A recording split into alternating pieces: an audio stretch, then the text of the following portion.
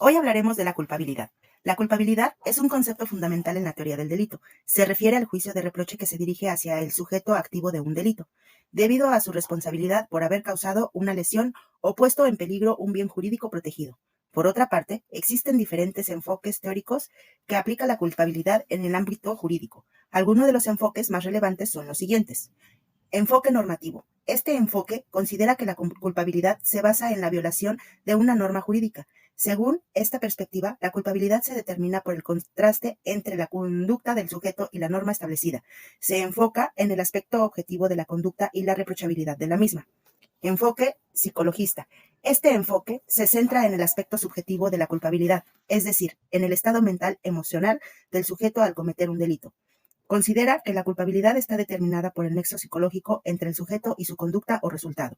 Se enfoca a la conciencia y la intención del sujeto al cometer el delito. Y por último, enfoque finalista. Este enfoque, propuesto por la teoría finalista del delito, sostiene que la culpabilidad es la reprochabilidad de la conducta en sí misma, sin considerar el dolo como elemento de la culpabilidad, sino de la conducta. Se enfoca en la exigibilidad de una conducta conforme a la ley y en la capacidad del sujeto para actuar de acuerdo con las normas legales. Ahora hablaremos de qué manera se ejecutan las penas y medidas de seguridad en el ámbito de justicia penal. La sentencia. Una vez que un individuo es declarado culpable de un delito, el juez emite una sentencia que establece la pena o medida de seguridad correspondiente.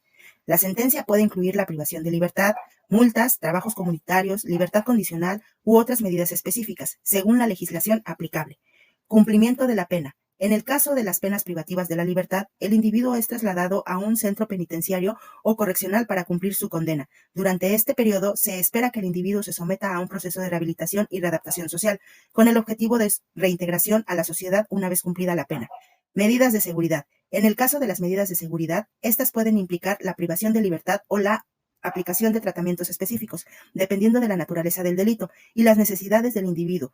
Estas medidas se ejecutan en instituciones especializadas como centros de tratamiento psicosocial o programas de prevención en la comunidad.